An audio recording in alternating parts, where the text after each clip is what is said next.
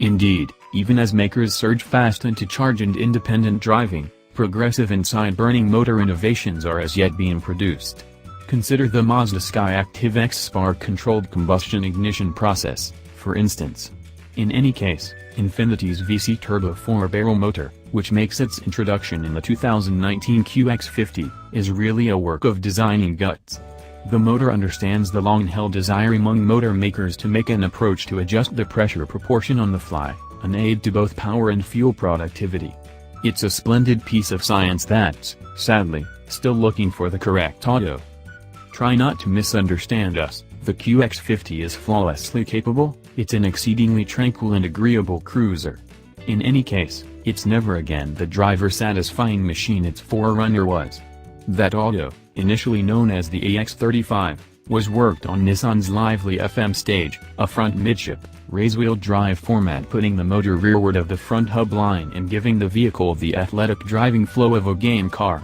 Truth be told, it was fundamentally a G37 hatchback, and it was sold as the Skyline Crossover in Japan. An abbreviated FM undercarriage supported the 370Z, to put a better point on it. For those more worried about solace than corners, the 2019 QX50 may really be a more helpful. It rides on an all-new front-wheel drive body, which implies it's ready to include more space for the two travelers in freight. It exchanges a pile of the old QX50's energy for solace and bundling effectiveness. In the event that it sounds great to you, maybe the new QX50 is the correct hybrid. You may likewise need to skirt this next piece about the wondrous VC turbo motor, get the job done it to state it's proficient, tranquil and effective. Be that as it may, motor geeks, read on. At the core of the 2019 QX50 is the world's first-generation variable pressure motor, whose fundamental idea was portrayed 20 years back, said Nissan's boss powertrain design, Shinichi Kiga. It took us that long to get the math right. Ostensibly a turbocharged 2.0-liter four-chamber, its gathering trap is the way that the pressure proportion can shift somewhere in the range of 8:1 to 14:1, mechanically. That basically gives the VC turbo a boundlessly factor-burning chamber measure, which can be enhanced for power or mileage. The motor can work at low pressure proportions, perfect for a turbo-helped burst of energy, yet change without interference to a high pressure proportion for most extreme productivity without the danger of predignation thumping. In a conventional motor with a settled pressure proportion, it's a trade-off between the two. The outcome is 268 drive at 5,600 revolutions per minute, which is lower than the active 3.7-liter V6's 325 horsepower at 7,000 revolutions per minute, yet top power comes prior. More to the point, the VC turbo creates 280 pounds-to-foot of torque at an insignificant 1,600 revolutions per minute, besting the V6's 267 pounds-to-foot at 5,200 revolutions per minute. That is significantly more usable snort, even as it tastes 35% less fuel, 27 miles for each gallon versus the V6's 20 miles per gallon. The way to the VC turbo is a novel bit of designing called the multi-link, which Kiga, an old-school motorhead, bore with him amid our whole meeting session. Unassuming in both name and appearance, the metal rhombus interface is the traditional cylinder associating bar to the crankshaft to a lower pole appended to an actuator arm. To fluctuate the pressure proportion, a consonant drive pivots the arm, which thusly changes the edge of the multi-link, which abbreviates or protracts the separation the cylinder voyages. It's quite difficult to picture, so ideally this video makes a difference. It's serene to the point that the driver nearly feels like a bit of hindsight. It's shockingly hard to locate an open-to-seating position, despite the fact that your modest creator is the correct normal male stature of 5'10". The directing wheel is hard. There's no Apple CarPlay or Android Auto joining, and the route delineates like a VGA adaptation of SimCity.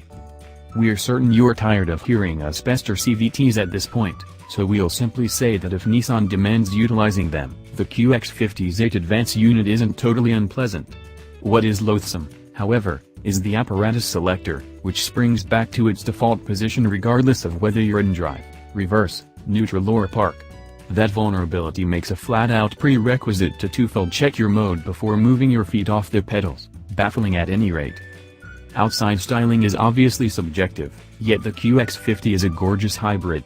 Its etched bends stow away splendidly what is basically a two-box shape. Infiniti's trademark two-fold curved grille is particular and coordinates neatly into an all-around etched hood and complex bends along its flanks. The general look is durable instead of constrained, ahem. Lexus, or plain, hack, Audi Q5. A base QX50 Pure begins at $36,550, which incorporates double-zone atmosphere control, a power liftgate and forward crisis braking.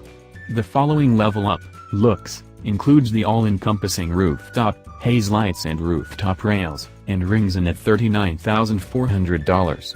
Our analyzer, the Essential, starts at $43,350 and incorporates route, remote begin, cowhide seats and Infiniti's around C screen.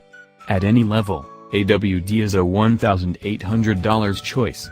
In the event that you check each crate, it's conceivable to alternative out an Essential to more than $60,000 before the $995 goal charge. The Infiniti QX50 bests opponents, for example, the Audi Q5, Lexus RX, BMW X3 and Mercedes-Benz GLC with regards to freight room, razzle-room and mileage. It beats all with the exception of the Lexus in power and torque. It has a considerable measure pulling out all the stops, incredible plan both all around, agreeable ride and that novel motor, on the off chance that you disregard our fusses about the drive.